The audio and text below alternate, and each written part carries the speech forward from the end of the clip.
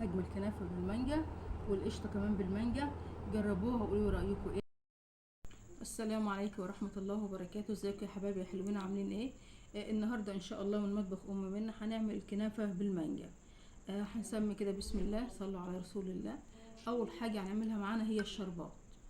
هنحط على النار كوبايتين سكر، كوبايه من الميه، معلقتين عسل نحل او معلقتين عسل جلوكوز، وعصره ليمون، ونحطهم على النار. من اول ما يبداوا يغلي تعملي تحسبي 5 دقايق من بدايه الغليان.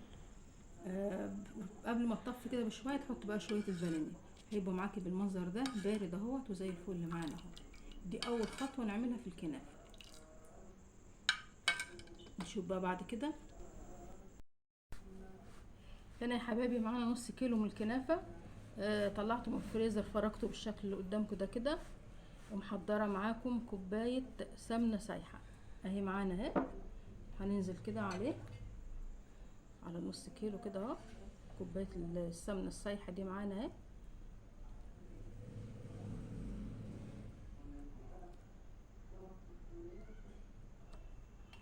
وهنفركها بقى كويس كده خالص بالسمنه.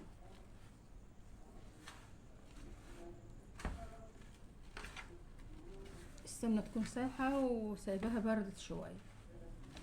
اتاكد من كل حته كده دخلها سمنه معانا، السمنه وصلت لكل حته في الكنافه. تفركيها كويس كده، تاخدها حته حته كده تفركيها كويس. بعد ما اتغلفت كده كلها بالسمنه هننزل برضو ب3 معالق سكر ناعم اهو، 3 معالق اهو معانا. نقلبها برضو كويس خالص كده والسكر.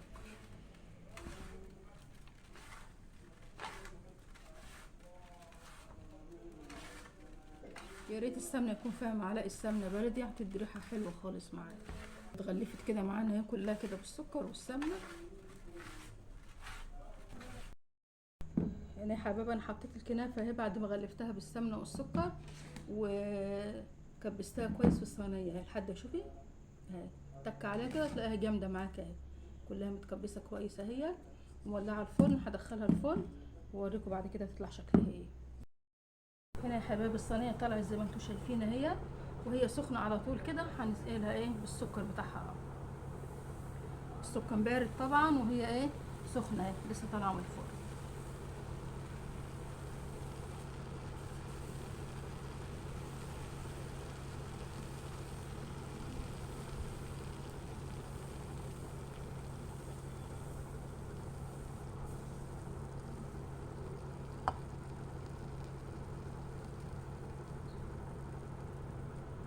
صلوا على رسول الله.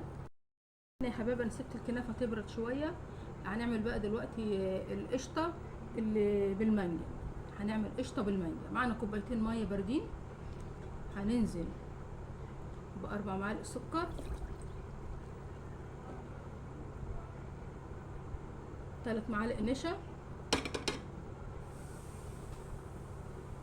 معلقتين دقيق. كل ده على البارد كده قدامنا. هنقلبه كويس كده، هنقلبه كويس وبعدين نرفعه بقى على النار. ومعانا كوبايه مانجا بوريه تخينه اهي، يا دوبك حبه ميه صغيرين كده عشان الخلاط يمشي. دي هنخليها شويه كده. يبقى احنا كده معانا 3 كوبايات، كوبايتين ميه وكوبايه عصير مانجا او بوريه مانجا. نرفعهم بقى على النار، هنقلب كده لحد ايه ما نحس ان الخليط بدا يطحن كده معايا، ونشوف هنعمل فيه ايه بعد كده. هنا يا حبايبي الكريم شانتيه دوبته في الميه اهو، والخليط معايا محطوط على النار برده. ومعانا معلقه جيلي مدوباها في ميه، وعلبه قشطه وحبه الفانيليا. الحاجات دي هنحطها على الخليط اللي على النار لما الخليط اللي على النار يبدا يغلي كده معانا شويه. يا حبايبي كوبايتين الميه و3 معالق نشا ومعلقتين دقيق بداوا يتقلوا معانا كده. هننزل بقى بالحاجات اللي احنا محضرينها ديت.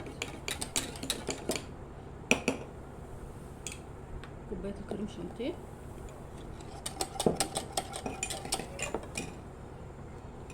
معلقتين القشطه دول، معلقه الجيلي عشان تخنها معايا بسرعه بس. وهي القشطه اصلا هتديها قوام جميل معايا. نقلب الخليط كله كده مع بعض، نحاول ان هو ما يكلكعش معايا.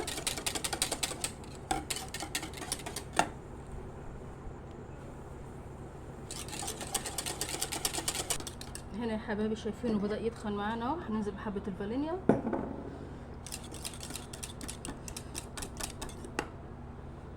والعصير بقى حبة حبة كده، مش مرة واحدة.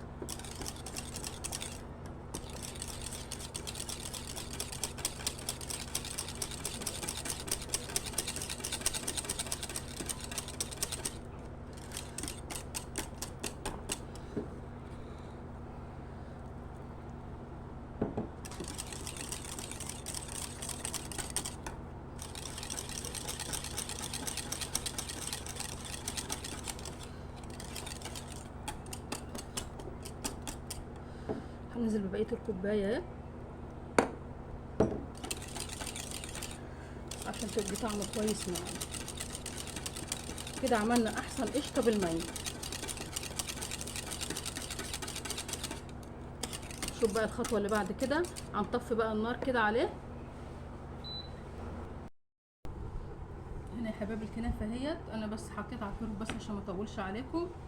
هنكب بقى القشطة اللي بالمانجا هنا ونكملها مع بعض.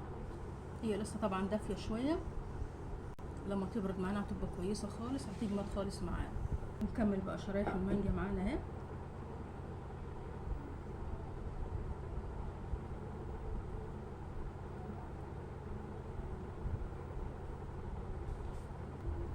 نكمل بقى شرايح المانجا كده مع بعض اهو. ونحط بقى حبة مكعبات كده في النص. اجمل كنافة بالمانجا والقشطة كمان بالمانجا. جربوها وقولوا رأيكم ايه. اشتراك في القناة وتفعيل